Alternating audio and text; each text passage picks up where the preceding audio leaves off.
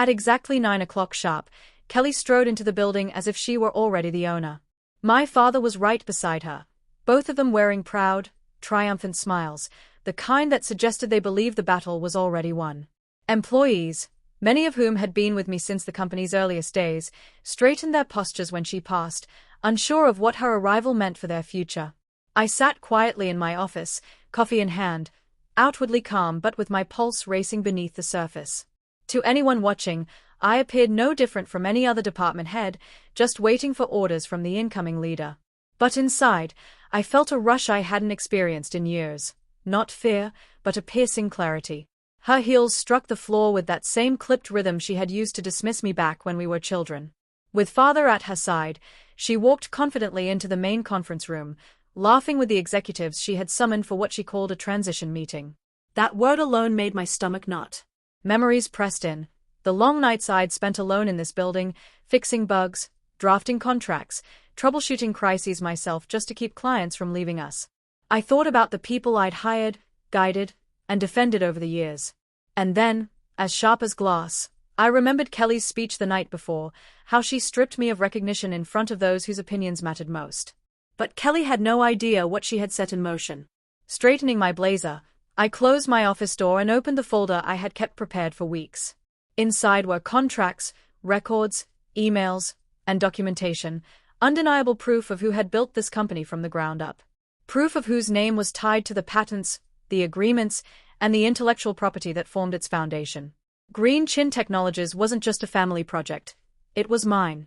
While she was busy dazzling investors, I had been quietly preparing for the inevitable day she would try to seize control.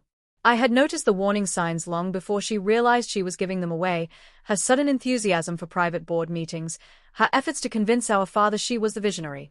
Kelly always assumed my silence meant defeat. What she never understood was that quiet could be a weapon, too. The moment the conference room door clicked shut down the hall, I gathered my folder, rose to my feet, and began walking toward it.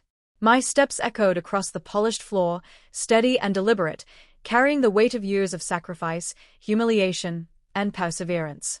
When I entered, the room stilled.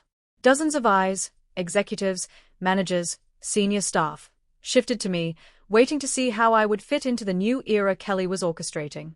She gave me a thin smile, though irritation flickered in her eyes. "Patricia," she said smoothly, her tone dripping with practiced confidence.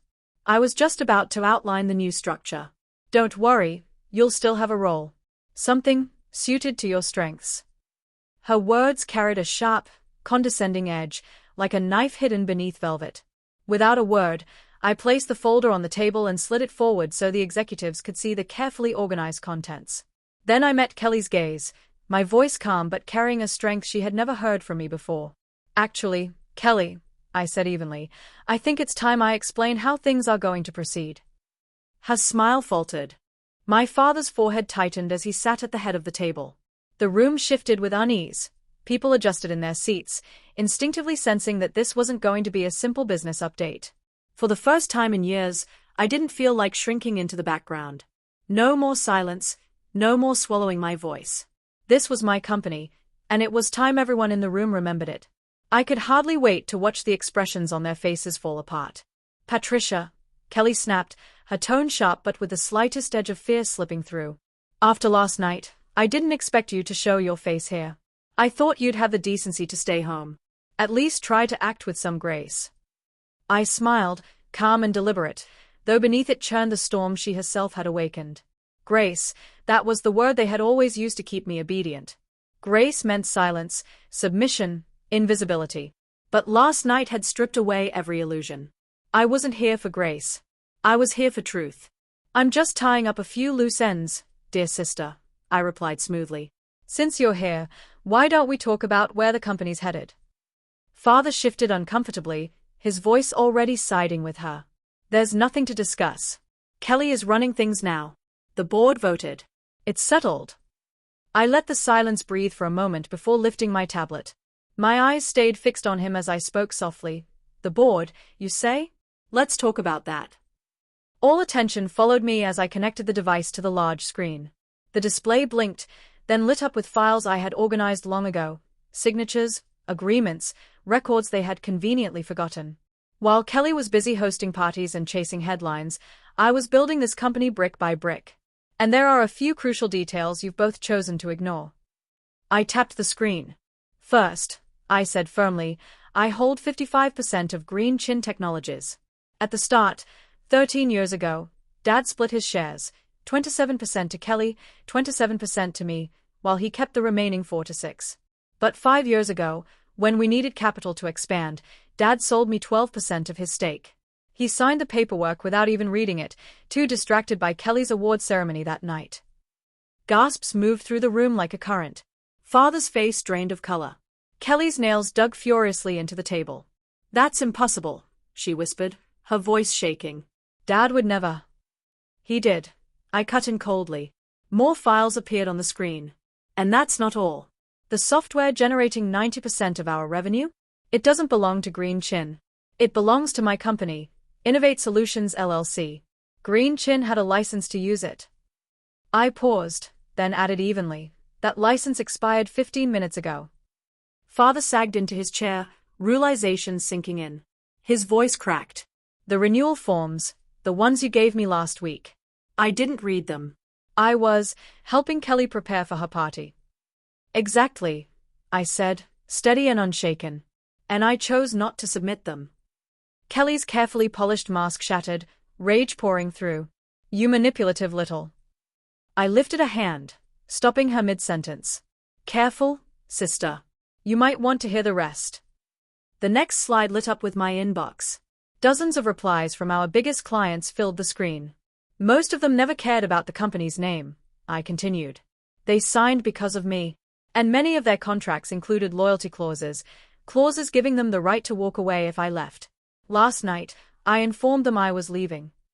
Kelly fumbled for her phone. Her hands shook as she scrolled through message after message, each one confirming her worst fear. Her carefully crafted empire was unraveling before her eyes.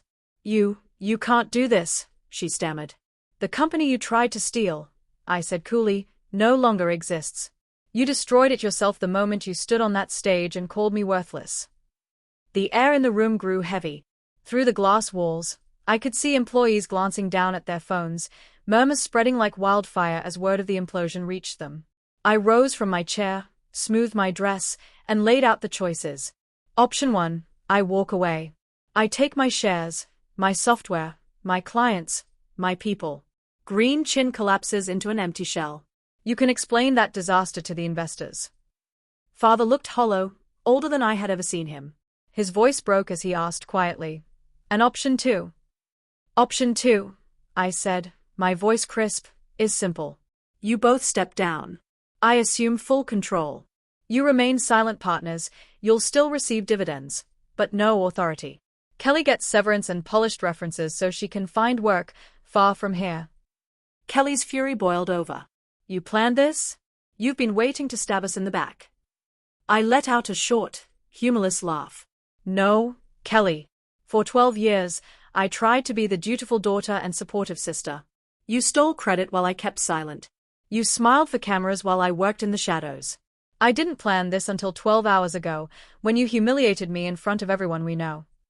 My phone buzzed again, another client contract terminated. I turned the screen toward them. "Time's running out. What's your decision?" The next hour dissolved into signatures, legal documents, and the quiet collapse of their illusion of control. By noon, I was sitting alone in what was now, officially, my office. Victory carried a bitter edge. The company was safe, but my family lay in ruins. Father couldn't meet my eyes. Kelly stormed out with her cheeks streaked in angry tears. Later, Mother appeared, her voice fragile. "Did it really have to end this way?"